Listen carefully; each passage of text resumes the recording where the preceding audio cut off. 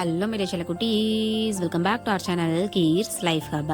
இன்றைக்கி நம்ம வீடியோவில் என்ன பார்க்க போகிறோம்னா, பலாப்பழம் வந்து எப்படி கட் பண்ணலாம் அப்படின்னு சொல்லிட்டு டிப்ஸ் அண்ட் ட்ரிக்ஸ் தாங்க பார்க்க போகிறோம். பலாப்பழம் சீசன் ஸ்டார்ட் ஆகிடுச்சு. எப்பயுமே அந்தந்த சீசனில் என்ன ஃப்ரூட் கிடைக்குதோ அது வாங்கி சாப்பிட்டோம்னா நம்மளுக்கு ரொம்ப நல்லது. அதே மாதிரி ப்ரைஸுமே கம்மியாக கிடைக்கும்.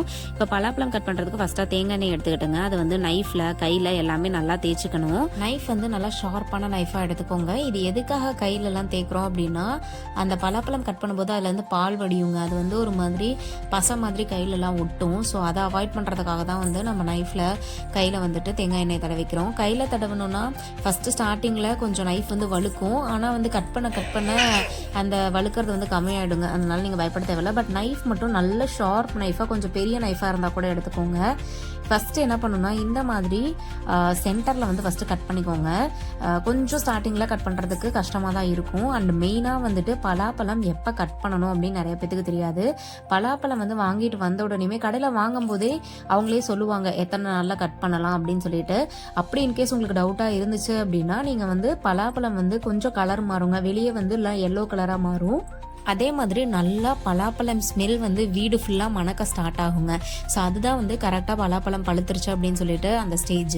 ஸோ அந்த ஸ்டேஜில் நீங்கள் கட் பண்ணிக்கலாம். இப்போ வந்து நம்ம பார்த்திங்கன்னா சென்டரில் வந்து கட் பண்ணியாச்சு. கட் பண்ணிவிட்டு இப்போது அந்த ரவுண்ட்லேயே நடுவில் சென்டரில் சதை மாதிரி இருக்குங்க.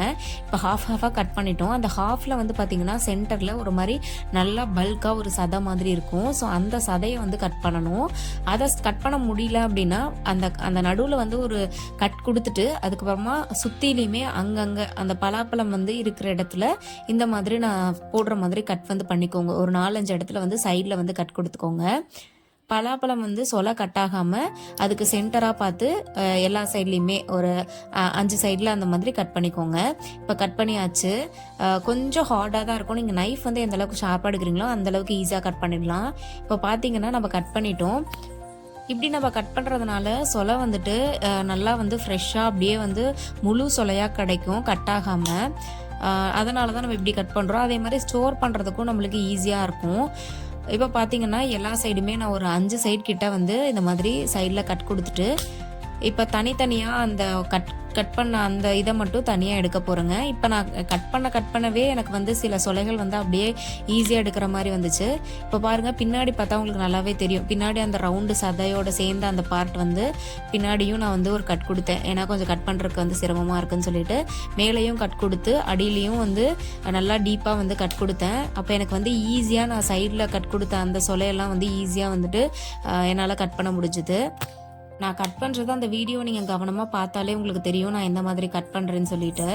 அதே மாதிரி இதில் வந்துட்டு ஒரு நாராக வந்து இருக்குங்க. அந்த ஒவ்வொரு சொலையும் சுற்றியும் வந்துட்டு ஒரு கெட்டியான நாராக வந்து இருக்கும்.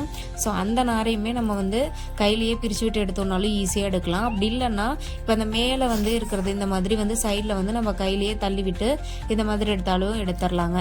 ரொம்ப ஈஸியாக தான் இருக்கும். ஒரு சில டைம் வந்துட்டு கொஞ்சம் கஷ்டமாக இருக்கும். அப்போ வந்து என்ன பண்ணணும்னு நான் வந்து சொல்கிறேன். இப்போ வந்து பார்த்திங்கன்னா நான் எடுக்கும்போதே எவ்வளோ ஈஸியாக வருது பாருங்களேன். அப்படியே முழு சொலையும் அப்படியே அழகாக வருது. இதுவே அந்த சொலையில் லைட்டாக வந்து அந்த நார் மாதிரியோ இல்லை வந்து சதை மாதிரியோ ஒட்டி இருந்துச்சுன்னா அதை நீங்கள் வந்து கத்தியை வச்சு அப்படியே கட் பண்ணி விட்டுறலாம். இப்போ வந்து பார்த்திங்கன்னா நான் காமிக்கிறதுல உங்களுக்கு தெரியும், அந்த சைடில் இருக்கிற நாரெல்லாம் வந்துட்டு எடுத்து விட்டுட்டு அதுக்கப்புறமா வந்து அந்த சொலையை நான் தனியாக எடுக்கிறேன். இன்னொரு வந்து ஈஸியான மெத்தட் என்னென்னாங்க, இப்போ அந்த மேலே வந்து அந்த ஒரு மாதிரி கெட்டியாக வந்து இருக்கும் ஒரு சில சொலையெல்லாம். ஸோ அதை வந்துட்டு இப்போ நான் கட் பண்ணுற மாதிரி அந்த மேலேயும் நீங்கள் வந்துட்டு லைட்டாக கட் பண்ணி விட்டு சைடில் இருக்கிற நாரை வந்து தள்ளி விட்டுட்டு இதுதாங்க அந்த பெரிய பார்ட்டு. நம்ம வந்து ஒரு சிலது வந்து கட் பண்ண முடியாது. அதை வந்து இந்த மாதிரி பாட்டாக கட் பண்ண பின்னாடி அந்த நடுவில் இருக்கிற சொலையை வந்துட்டு கட் பண்ணிவிட்டு நம்ம எடுத்தோன்னா அது வந்து ஈஸியாக வந்துடும். அந்த சொலை வந்து ஈஸியாக வந்துடும். இப்போ வந்து பார்த்திங்கன்னா இந்த மாதிரி நம்ம ஃபுல்லாகவுமே வந்து ஒவ்வொரு இதுவுமே இது மாதிரி தாங்க பண்ணும். ஃபஸ்ட்டு ஹாஃப் ஃப்ரூட் வந்து கட் பண்ணி நம்ம இப்போ எடுத்துகிட்ருக்கோம். இன்னும் அடுத்த ஹாஃப் ஃப்ரூட்டுக்கும் இந்த சேம் ப்ரொசீஜர் வந்து பார்த்திங்கன்னா நான் வந்து இந்த ஃப்ரூட்டில் வந்து பார்த்திங்கன்னா ஒரு இடத்துல மட்டும் அடிபட்டு இருந்தது. கேட்டப்போ அதெல்லாம் ஒன்றும் இல்லைன்னாங்க. ஆனால் வந்து ஒரு 2-3 சொலையில் வந்து அது அஃபெக்டாக இருந்தது. ஏதோ பூச்சியோ ஏதோ வந்து அழுகின மாதிரி இருந்துச்சு. இப்போ வந்து பார்த்திங்கன்னா இந்த கொட்டையுமே வந்து நம்ம வேஸ்ட் பண்ணக்கூடாதுங்க. இதையுமே வந்து நம்ம குக்கரில் போட்டு ஒரு 6-7 விசில் விட்டு எடுத்தோம்னா சூப்பராக வந்து சாப்பிட்றதுக்கு ரெடி ஆகிடும். வெளியில் இருக்கிற அந்த தோலை மட்டும் எடுத்துட்டு நம்ம வந்து அந்த கொட்டையுமே வந்துட்டு சாப்பிட்டோம்னா ரொம்ப ரொம்ப ஹெல்தி. பலாப்பழத்தில் ஏகப்பட்ட நன்மைகள் இருக்குங்க. ரத்த அழுத்தத்தை சீராக்குது, சருமத்துக்கு முடிக்கு எல்லாம் கூட ரொம்ப நல்லதுன்னு போட்டிருக்காங்க. அதே மாதிரி ஊட்டச்சத்து மிக்க வந்து பழங்க. அதனால சீசனில் கிடைக்கும் போதே நீங்கள் வாங்கி ருசியாக சாப்பிட்ருங்க. இப்போ வந்து பார்த்தீங்கன்னா இன்னொரு பழத்தையும் நான் இந்த மாதிரி தாங்க கட் பண்ணியிருந்தேன். ஸோ நீங்கள் கட் பண்ணுற ப்ரொசீஜர் இதுதான். இந்த மாதிரி கட் பண்ணால் ஈஸியாக கட் பண்ணிடலாம். இப்போ நான் வந்து கட் பண்ண பாதியை தாங்க எடுத்தேன் சொலையை. அதுவே இவ்வளோ வந்துச்சு. இப்போ ஃபுல்லாகவுமே நான் சொலையை ஃபுல்லாகவுமே கட் பண்ணிட்டேன். நான் கடையில் கேட்கும்போது 1/4 கிலோவே வந்து 80 ரூபா சொன்னாங்க. சரி நம்ம முழு பழமாகவே வாங்கி கட் பண்ணிக்கலாம்னு சொல்லிட்டு நான் ஃபுல் ஃப்ரூட்டே வாங்கினேங்க. அது முழு பழம் வந்து 3 கிலோ வந்துச்சு. 3 கிலோ வந்து 150 ரூபா, 1 கிலோ 50 ரூபா சொன்னாங்க. அதனால 150 ரூபா கொடுத்தோங்க. ஆனால் நம்ம வந்து இந்த மாதிரி லூஸில் வாங்குறதுக்கும் ஒரு பழமாக வாங்கி நம்மளே கட் பண்ணுறதுக்கும் பயங்கர ப்ராஃபிட்டாக இருக்குங்க. இப்போ பாருங்கள், நான் எடுத்த சொலையை எடை போட்டால் எனக்கு 1 கிலோ கிட்ட கிடச்சிது. நான் 1 கிலோ 150 ரூபாய்க்கு வாங்கினேன். ஆனால் அவங்க விற்கிறவங்க 1/4 கிலோவே 80 ரூபா சொன்னாங்க. இவ்வளோ பெருசாக இருக்கே, இது எப்படி வந்து நம்ம உடனே சாப்பிட முடியும், இல்லை இத்தனையும் ஒட்டுக்கா சாப்பிட முடியுமா அப்படின்னு சொல்லி நீங்கள் கவலைப்பட வேண்டாங்க. இந்த மாதிரி கிளாஸ் கண்டெய்னரில் போட்டு ஃப்ரீசரில் வச்சு ஸ்டோர் பண்ணோம் அப்படின்னா 6 மாதம் கூட வச்சு சாப்பிட்லாம், கெடவே கெடாது. இதுவே நீங்கள் ஃப்ரீசரில் வைக்காமல் வெளியே ஃப்ரிட்ஜில் வைக்கிறீங்க அப்படின்னா 1 வாரத்துலேருந்து 2 வாரம் வரைக்கும் வச்சு சாப்பிட்லாங்க. அதையும் இந்த மாதிரி கிளாஸ் கண்டெய்னரில் போட்டு ஸ்டோர் பண்ணி வைக்கணும். ஸோ வந்து சீசனல் ஃப்ரூட்டை அப்பப்போ சாப்பிடுங்க, உடம்புக்கு ரொம்ப நல்லது. நம்ம சேனலுக்கு சப்ஸ்கிரைப் பண்ணிட்டு பக்கத்தில் இருக்க பெல் ஐக்கானையும் கிளிக் பண்ணிடுங்க. தேங்க்ஸ் ஃபார் வாட்சிங். Tata bye.